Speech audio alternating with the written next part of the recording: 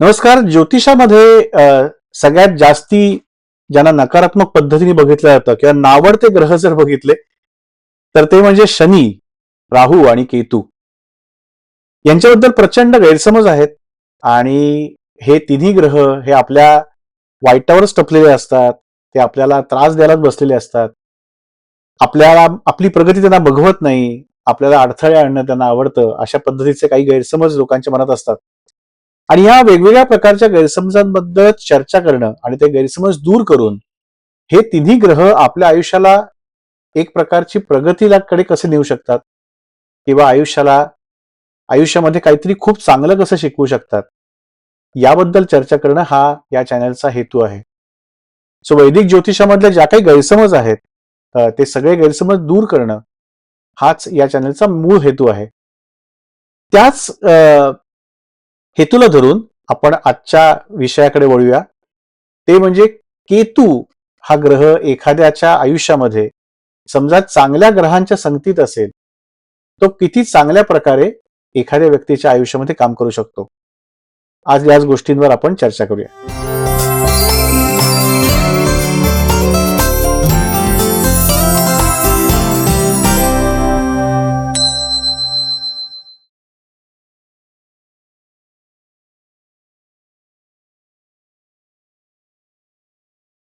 केतू हा ग्रह मुख्यत्वे करून विरक्ती, संन्यास आणि मोक्ष याच्याशी कनेक्ट केला गेलेला आहे.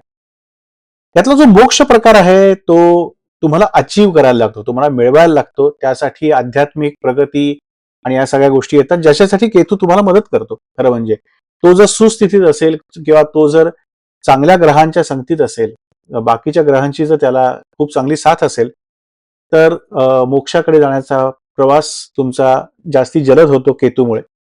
सो मोक्षाकडे नेणारा हा ग्रह आहे. पण विरक्ती आणि संन्यास या ज्या दोन गोष्टी आहेत ना त्या गोष्टी मला असं वाटतं की त्या दोन प्रकारे घडतात. एक म्हणजे बाय चॉईस और बाय नो चॉईस. बऱ्यापैकी वेळा बाय नो चॉईस म्हणजे एखादी गोष्ट मला मिळाली नाही, मी खूप प्रयत्न केले पण शेवटी त्याच्याबद्दलची एक ॲपॅथी निर्माण होते, त्याबद्दलची एक विरक्ती निर्माण होते आणि माणूस म्हणतो जाऊ दे आता, हे काय आपल्याला मिळणार नाहीये, त्यापेक्षा त्याचा नाद सोडूया आणि या सगळ्या गोष्टींपासून लांब जाऊया. म्हणजे आयुष्यात सतत अडचणी आल्या, फेल्युअर्स आली आणि मग आपण सक्सेस बद्दल हेच करणं सोडून दिलं, त्याचा माग काढणं, त्याचा ध्यास घेणं आणि मग आपण म्हणतो जाऊ दे हे सगळं करून संन्यास घेऊया आणि आपल्याला काही गोष्टी जमणार नाहीयेत, सो याच्यापासून बाजूला. हे बाय नो चॉईस विरक्ती आणि संन्यास या पण गोष्टी केतूमुळे शक्य होत असतात. पण जर चांगल्या शुभग्रहांच्या युतीमध्ये जर केतू असेल किंवा तो जर तुमच्याकडे खूप सुस्थितीत असेल तर तो बाय चॉईस सुद्धा विरक्ती आणि संन्यास देऊ शकतो. आपण त्याच्याबद्दलच आजच्या या व्हिडिओमध्ये बोलणार आहोत. आपल्याला अजून एक व्हिडिओ केतूबद्दल करायचा आहे, तो म्हणजे आत्म्याच्या प्रवासातली केतू ही प्रश्नपत्रिका आहे आणि त्याच्यात तुमची कुंडली बघताना तुमचा केतू कुठे आहे याच्यावरनं तुमच्या आत्ता हा जो जन्म तुम्हाला मिळालेला आहे त्या जन्माच्या पलीकडे जर तुम्हाला जायचं असेल तर तो भाव ज्याच्यामध्ये केतू आहे तो भाव कसा तुम्हाला मदत करू शकतो त्याबद्दल आपण एक वेगळा व्हिडिओ करणार आहोत. मला नक्की आठवण करा तो जर व्हिडिओ नाही केला तर. तर मग केतू रिप्रेझेंट काय करतो? केतू रिप्रेझेंट करतो डिटॅचमेंट, एखाद्या गोष्टीपासून विलग करणं, त्यापासून लांब नेणं, त्याच्यामधला आपला मनाचा सगळा जो काही त्याच्यामधली इन्व्हॉल्वमेंट आहे ती कमी करणं, विड्रॉ करणं, तिथून सरेंडर करणं, विड्रॉ करणं, अंतर्मुखता, इनवर्डनेस किंवा एखाद्या गोष्टीमधून ला थांबवणं आणि टिपिकली ज्या लौकिक अर्थाने ज्या हव्याशा गोष्टी आहेत, मग ते पद असेल, प्रतिष्ठा असेल, प्रेम असेल, जिव्हाळा असेल, या सगळ्या गोष्टी ह्याच्यापासून लांब नेणं, याचं फॅसिनेशन कमी करणं. सो बरेच वेळा it's an impulse to move away from what has been experienced or mastered. काही वेळा तो तुम्हाला ते देतो आणि त्याच्यापासून लांब नेतो, किंवा काही वेळा तो ते देतच नाही, त्याच्यापासून ऑलरेडी लांब नेतो. सो केतू हा या प्रकारच्या कारकत्वाचा ग्रह समजला जातो. त्याच्यामुळे असं बरेच वेळा म्हटलं जातं की तो सक्सेसच्या विरोधात आहे का?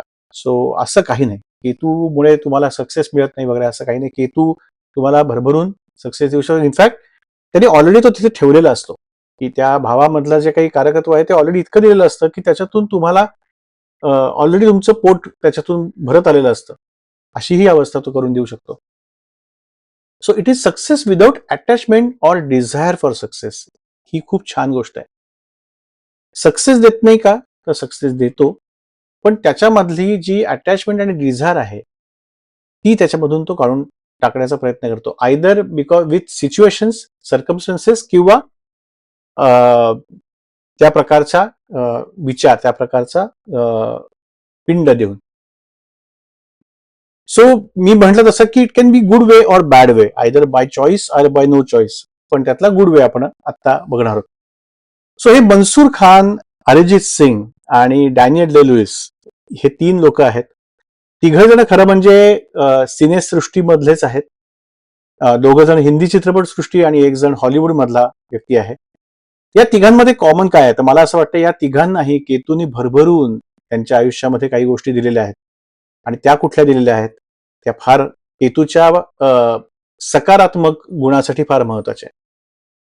डॅनियल डे लुईस हा असा माणूस आहे ज्याला 3 ऑस्कर्स मिळाले बेस्ट ऍक्टरचे. आतापर्यंत 3 ऑस्कर्स मिळवलेला बेस्ट ऍक्टरचा हा एकमेव गडी आहे. मनसूर खान यांनी 3 सुपरहिट पिक्चर दिले आणि तिन्ही कल्ट मूव्हीज म्हणून बघितल्या जातात. कयामत से कयामत तक मला असं आठवतं, आय थिंक मी 8वी-9वीत होतो 88-89 साली. तेव्हा हा पिक्चर आला होता. सगळे मारधाडीचे अमिताभ बच्चनचे अँग्री यंग मॅन चित्रपटांमध्ये अचानक ही प्रेम कथा घेऊन मनसूर खान आला आणि त्यांनी कम्प्लिटली चेहरा मोहराच हिंदी चित्रपटसृष्टीला बदलून टाकला आणि सगळं पुन्हा प्रेम चित्रपटांकडे त्यांनी वळवलं, सगळा अख्खा प्रवाह. सो प्रवाह बदलणारे किंवा जो जिता वही सिकंदर अजूनही त्यातले प्रत्येक पात्र आपल्या जवळचं वाटतं असा कल्ट सिनेमा दिलेला हा गडी आहे. पण प्रचंड सक्सेसफुल. अरिजित सिंग बघितलं तर हायेस्ट पेड सिंगर, प्रचंड हवाय सगळ्यांना प्रचंड हवा असा होता. जास्तीत जास्त त्याच्या शोजना गर्दी होत होती. जास्तीत जास्त म्युझिक डिरेक्टर्स त्याच्याकडनं गाणं म्हणून घ्यायला उत्सुक होते. पण या तिघांनीही त्यांच्या करिअरच्या पीक सक्सेसला असताना निवृत्ती जाहीर केली. डॅनियल डे लुईस तर ऑलमोस्ट आय थिंक 2000 साली वगैरे, जवळजवळ 20-25 वर्षापूर्वी एक ऑस्कर जिंकल्यानंतर हा गडी इटलीला निघून गेला आणि तिथे त्याने जवळजवळ 7-8 वर्ष शूज तयार करण्याची प्रशिक्षण घेऊन त्याच्यातच तो रमला होता. म्हणजे ऑस्कर्स मिळवल्यानंतर प्रचंड जेव्हा सगळीकडनं त्याला मागणी होती, त्याला हवे तेवढी रक्कम लोक द्यायला तयार होती, मिलियन्स आणि बिलियन्स ऑफ डॉलर्स त्याच्यावर खर्च करायला लोक तयार होती, तेव्हा हा गडी निवृत्ती घेऊन इटलीमध्ये गेला आणि त्याने शांतपणे सगळ्या प्रसिद्धीच्या पलीकडे जाऊन त्याला हव्या त्या गोष्टी शिकण्याचा त्याने ध्यास घेतला आणि ती सुरू केलं. मनसूर खान 3 कल्ट मूव्हीज दिले. आमिर खानचा चुलत भाऊ आहे. इतकं चांगलं म्हणजे आमिर खान हे घराणंच चित्रपटसृष्टीमध्ये ताहिर हुसेन आणि यांच्यापासून आलेला आहे. या गाड्यांनी 2-3 छान चित्रपट दिले आणि मग उटीला जाऊन तो आता शेती करतो आणि चीज फॅक्टरी चालवतो. मला जे आवडतं ते मी करतो. मला या फिल्मी दुनियेपासून मला लांब राहायचंय. अरिजित सिंगनी मागच्या वर्षी पीक ऑफ द करिअर असताना त्याने सांगितलं की आता मी बॉलिवूडच्या चित्रपटांसाठी गाणार नाही, मी म्युझिक गाणं करणार नाही असं नाहीये, पण बॉलिवूडच्या चित्रपटांमधली जी गाणी आहेत ती आता मी गाणं बंद करणार.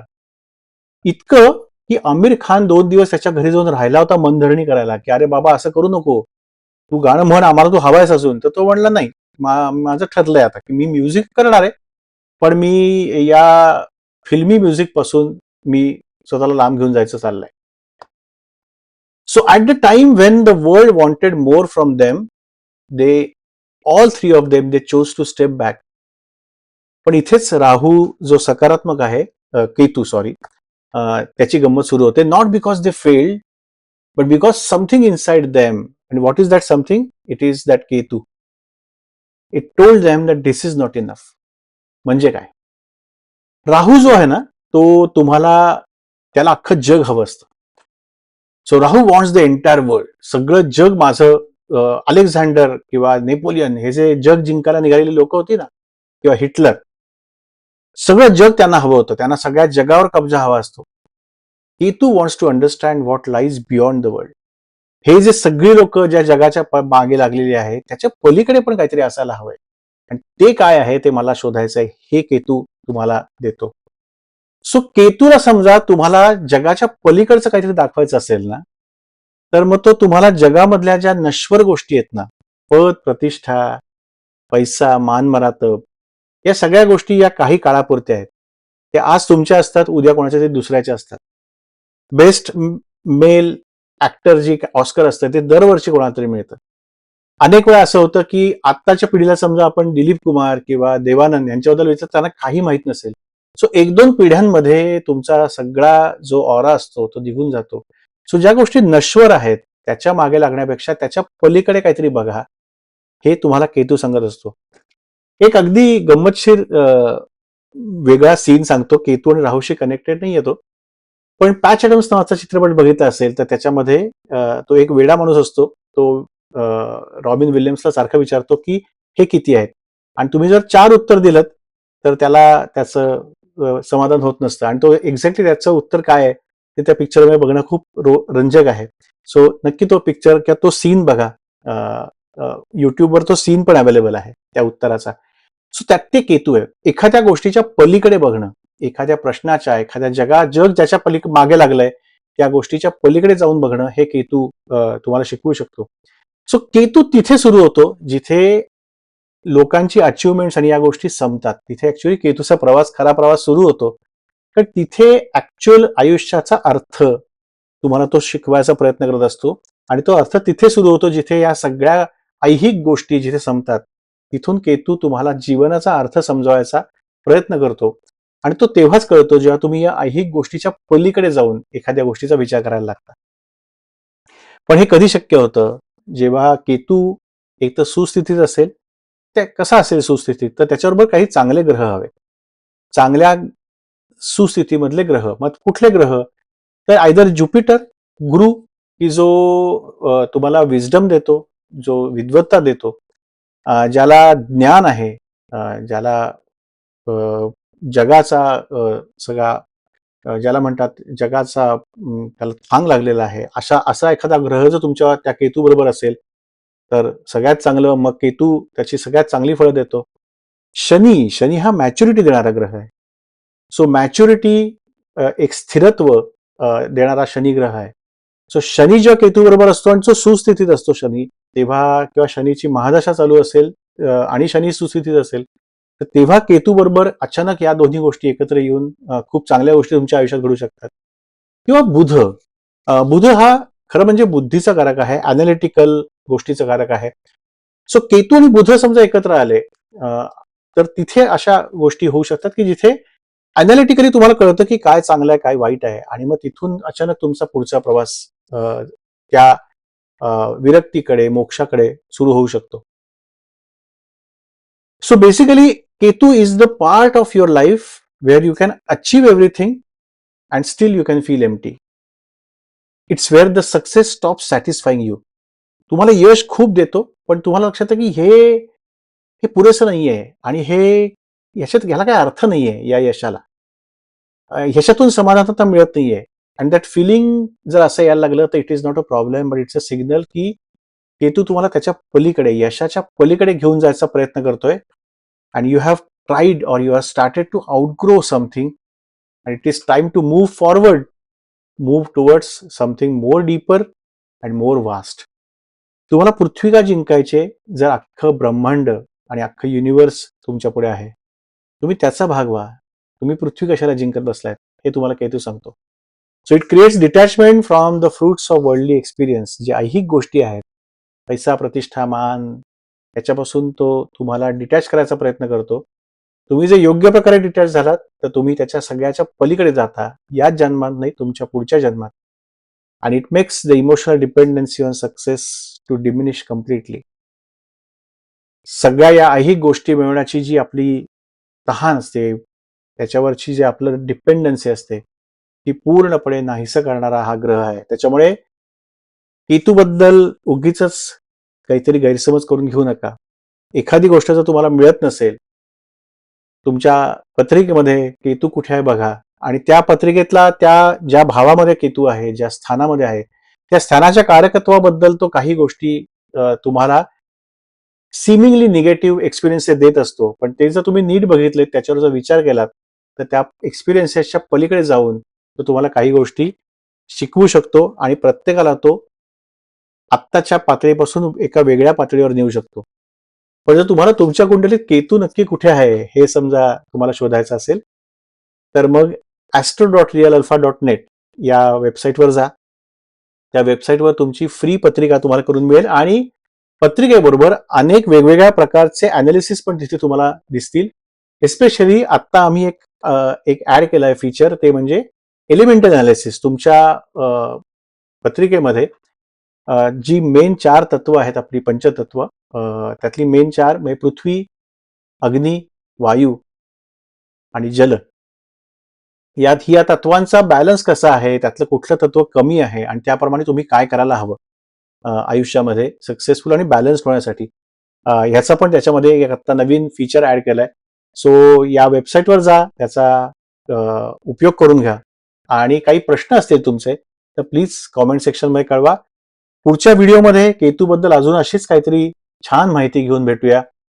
केतूला समजून घेऊया, प्रत्येक ग्रहाला समजून घेऊया, प्रत्येक राशीला समजून घेऊया आणि ज्योतिषाबद्दलचे जे गैरसमज आहेत किंवा ग्रहांबद्दलचे जे गैरसमज आहेत, ज्या भीती आहेत, त्या घालवून त्याच्याकडे सकारात्मक आणि विवेकी पद्धतीने बघण्याचा आपण प्रयत्न करूया.